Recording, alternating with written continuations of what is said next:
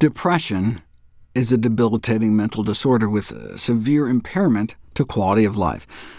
The drugs don't work particularly well, have a bunch of side effects, so searching for alternative antidepressant agents with proper efficacy and safety is necessary. Well, there is this green algae called Chlorella that's been used as a dietary supplement in alternative medicine in Asia for centuries. Why not put it to the test? A randomized controlled trial of Chlorella in patients with major depression.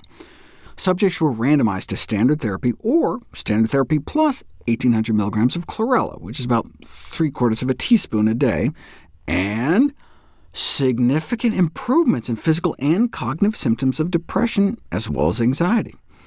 Wow. OK, but what word is missing here? A randomized controlled trial of Chlorella. What we want is a randomized placebo-controlled trial. Here they compared Chlorella to nothing. Half got some special treatment, the other half got nothing. The perfect setup for the placebo effect, especially when the measured outcomes are mostly just about how they're subjectively feeling. Now, you could argue, look, that much Chlorella would only cost about 10 cents a day. It's healthy for you anyway, and depression is such a serious disease, why not just give it a try? OK, but I'd still like to know if it actually works or not. This other study on Chlorella I highlighted suffered from a similar problem, but at least had an objective quantifiable outcome, a significant decrease in liver inflammation. But this study had no control group at all, so maybe they just would have gotten better on their own for some reason. But there's never been a randomized, double-blind, placebo-controlled trial of Chlorella for liver disease until now.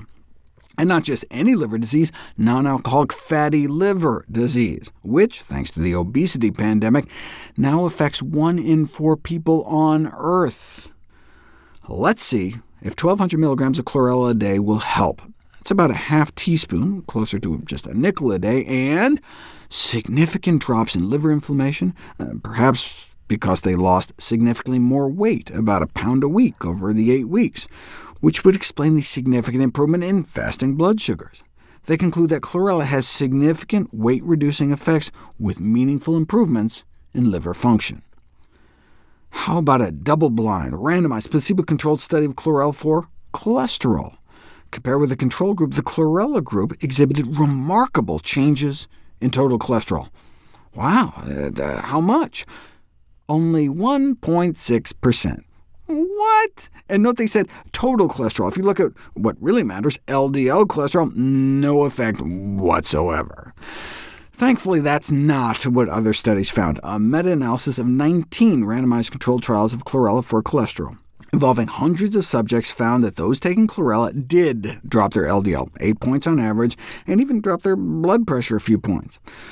4 grams or more a day for at least 8 weeks seems to be the magic formula. That would be about 2 teaspoons a day. That's a lot of Chlorella, but if you can find a palatable way to take it, it might help. This is the latest, a dietary cholesterol challenge. They had people eat 3 eggs a day, with or without a few spoonfuls of Chlorella. In this double-blind, randomized, placebo-controlled study, 34 participants ingested 510 milligrams of dietary cholesterol from 3 eggs, concomitantly with a dose of Chlorella or a matched placebo for 4 weeks. Just eating the eggs alone, 14% rise in LDL cholesterol, but with the Chlorella, significantly less. Therefore, Chlorella can be playing a useful role in maintaining healthy blood cholesterol levels.